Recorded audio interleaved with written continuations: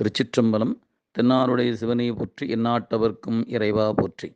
எல்லாம் அல்ல இறைவனுடைய திருவரு கருணையும் குருவருளையும் மனமொழி மெய்களாலே வணங்கி கொண்டு, நம்முடைய அரண்பணியில் இருக்கக்கூடிய விழுதுகளாக பணியாற்றுகிறவர்கள், நன்கொடையாளர்களாக மாதம் 100 ரூபாய் செலுத்துகிற அன்பர் பெருமக்கள் ஆகிய அனைவருக்கும் அரண்மனை அறக்கட்டளையினுடைய நிர்வாகத்தை சார்ந்திருக்கக்கூடிய அறங்காவலர் குழு சார்பாக எங்களுடைய பணிவான வணக்கத்தை உங்களுடைய திருவடிகளுக்கு உரித்தாக்கிக் கொள்கின்றோம். அரண்பணி அப்படின்ற ஒரு கோவில் சம்பந்தமான ஒரு விஷயத்துக்காண்டி இந்த வீடியோ. அரண்பணி அப்படின்னா நிறைய பேர் ஏதோ ஒரு தனியாக நடத்திக்கிட்டு இருக்க ஒரு ட்ரஸ்ட்டு இந்த மாதிரி நினச்சிக்கிட்டு இருக்காங்க.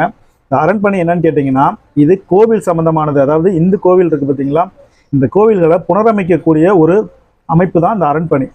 இது எப்போ உருவாக்கப்பட்டுள்ளது அப்படின்னு பார்த்தீங்கன்னா, கொரோனா காலத்தில் நம்ம மக்கள் கோவிலுக்கே போக முடியாத சூழ்நிலை இருந்த டைமிங்கில் இது உருவாக்கப்பட்டது. இதுக்கு என்ன பண்ணுறாங்கன்னா, ஒரு அப்ளிகேஷன் மூலமாக, நம்ம ப்ளே ஸ்டோர்லேயே இருக்க அப்ளிகேஷன் மூலமாக இந்த பணத்தை பொதுமக்கள்கிட்ட இருந்து வசூல் பண்ணிக்கிறாங்க. அந்த வசூல்னு சொல்கிறத விட அவங்களே அவங்களுடைய நன்கொடையை நேரடியாக ஒப்படைக்கிற மாதிரி தான்.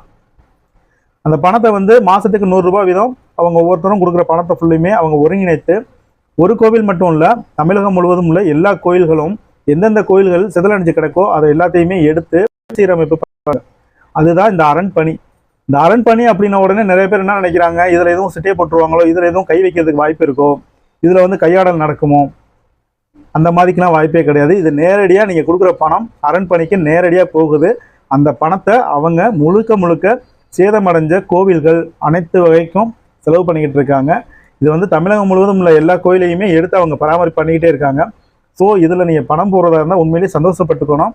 இன்னொன்று, கடவுளுக்கு நீங்கள் நேரடியாக கொடுக்குற நன்கொடை தான் இது.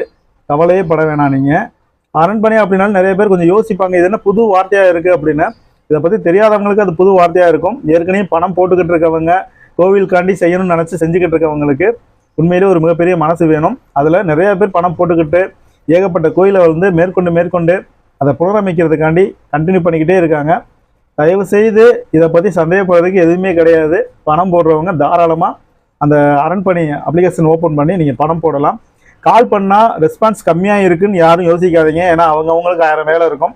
அது கோவில் வேறு, கோவில் பண்ணின்றதுனால கொஞ்சம் ரெஸ்பான்ஸ் கம்மியாக இருக்கிறதுக்கு வாய்ப்பு இருக்கும். ஸோ கோவில் கடவுள் நம்மளுக்கு முக்கியமானது. அதுவும் இந்து கோவில் இந்து கடவுள் நம்மளுக்கு ரொம்ப முக்கியமானவங்க. ஸோ அவங்களுக்கு என்ன செய்யணுமோ அதை நம்ம கண்டிப்பாக செஞ்சே ஆகணும். கடவுள் நம்மளுக்கு செய்கிறாங்களோ இல்லையோ, நிறையா செஞ்சுருக்காங்கன்னு நினச்சிக்குவோம். இது வரைக்கும் செஞ்ச வரைக்குமே போதும், கடவுளே நீயே எனக்கு எல்லாமே துணை அப்படின்ற மாதிரி தான். சிவநமச்சிவாய. என்றும் இன்றும் தனக்கு இருக்கலாம். சென்று நீர் திருவேற்கலந்து உள்ளுரை திரு முச்சடையானை தொழுகினே என்ற அப்பரணிகளின் அருள்வாக்கிற்கு இணங்க நாம் அரண் வழிபாடும் அடியார் வழிபாடும் செய்ய வேண்டியது இன்றியமையாத ஒன்றாகும்.